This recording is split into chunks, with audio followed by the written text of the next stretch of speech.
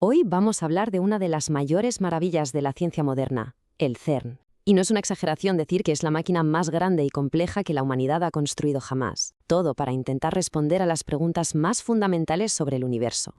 Porque al final todo se reduce a esta pregunta. Es la pregunta que nos llevamos haciendo desde hace miles de años, ¿no? ¿De qué estamos hechos? ¿Cuáles son esos ladrillos básicos que forman la realidad? Lo alucinante es que ahora, por primera vez, tenemos una herramienta con la potencia suficiente como para, al menos, empezar a encontrar respuestas. Bien, este va a ser nuestro plan de viaje. Primero, las grandes preguntas que nos quitan el sueño. Luego nos metemos de lleno en la máquina. Después, seguiremos a un protón en su viaje casi a la velocidad de la luz. Veremos cómo se fotografía lo invisible y, al final, lo más emocionante de todo, ¿qué es lo que hemos descubierto? Venga, vamos al lío. Pero antes de empezar a hablar de imanes gigantes y túneles subterráneos, es fundamental que entendamos el porqué. ¿Para qué construir algo tan descomunal? Pues porque esto no es solo un experimento, es una auténtica misión para entender el tejido mismo de la realidad. El Gran Colisionador de Hadrones, el LHC, tiene una lista de tareas y es una lista bastante ambiciosa. La principal era encontrar el famoso bosón de Higgs, la partícula que explica por qué las cosas tienen masa, pero también busca otras cosas como partículas supersimétricas, que serían como las gemelas de las que ya conocemos. Y por supuesto está el gran misterio de la materia oscura, esa cosa que forma el 27% del universo pero que no tenemos ni idea de lo que es. El LHC está ahí para intentar cazarla. Bueno, ya tenemos el porqué. Ahora vamos a ver el cómo, porque la ingeniería que hay detrás del LHC es de otra liga, de verdad. Es una de las mayores proezas que hemos hecho nunca.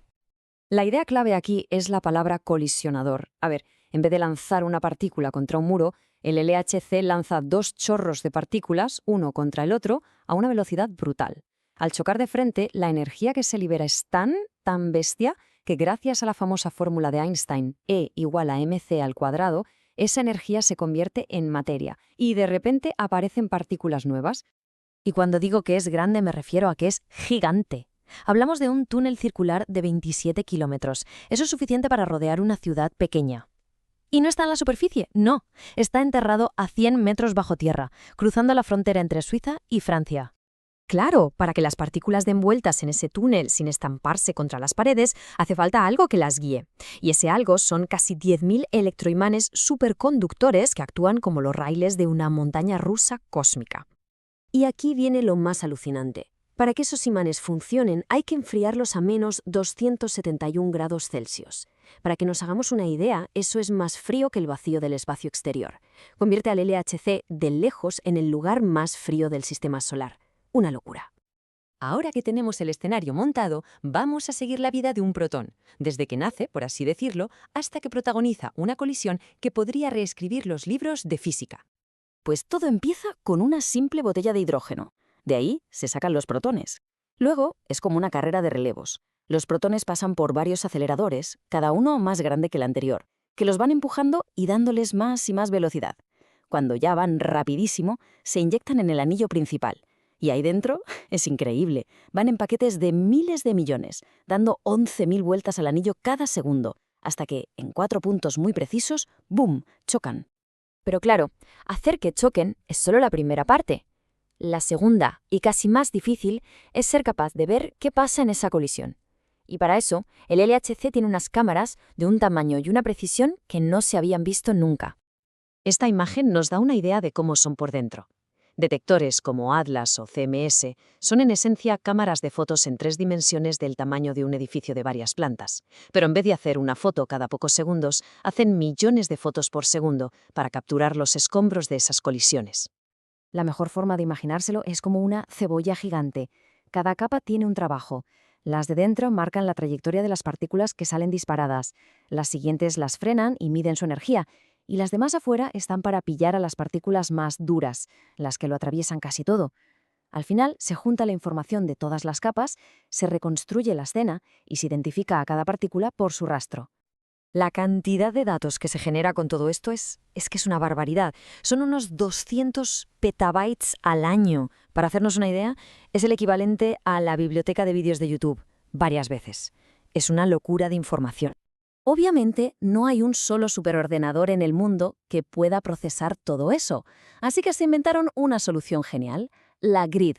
Es básicamente una red informática mundial que conecta cientos de centros de computación en más de 40 países para repartirse el trabajo. Un ejemplo brutal de colaboración científica. Y con todo esto, llegamos a la pregunta del millón. Después de tantísima ingeniería y tanto esfuerzo, ¿qué hemos encontrado? ¿Ha valido la pena? Vamos a verlo. Pues la respuesta es un sí rotundo. Se ha conseguido crear una especie de sopa de partículas, el plasma de quarks y gluones, que es como estaba el universo una millonésima de segundo después del Big Bang. Y luego, claro, en 2012, el bombazo, el descubrimiento del bosón de Higgs, la pieza que faltaba en el puzzle de la física, un hallazgo de premio Nobel, ni más ni menos. Y esto que se ve aquí es súper interesante, porque nos enseña cómo se ve una partícula nueva. No se le hace una foto, es imposible. Lo que se ve son los restos que deja al desintegrarse. Los físicos buscan en los gráficos un pico, una pequeña joroba donde no debería haberla.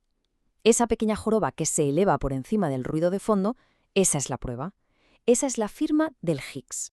Pero ojo, que la cosa no acaba con el Higgs. Lo más emocionante es que los datos del LHC siguen mostrando cosas raras. Pequeñas anomalías, desviaciones de lo que dice la teoría. Son como pistas que nos dicen que nuestro mapa del universo está incompleto.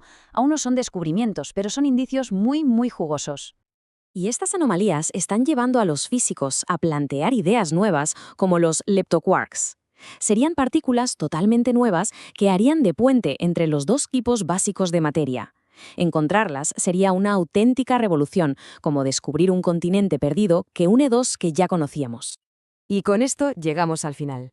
Lo increíble del LHC es que no solo ha servido para confirmar lo que sabíamos, sino que nos ha abierto una ventana a todo lo que no sabemos. Así que nos deja con la gran pregunta. Con cada uno de esos miles de billones de choques por segundo, ¿estamos a punto de descubrir algo que lo cambie todo? ¿Una nueva partícula? ¿O quizá una fuerza de la naturaleza completamente nueva? La búsqueda, desde luego, no ha hecho más que empezar.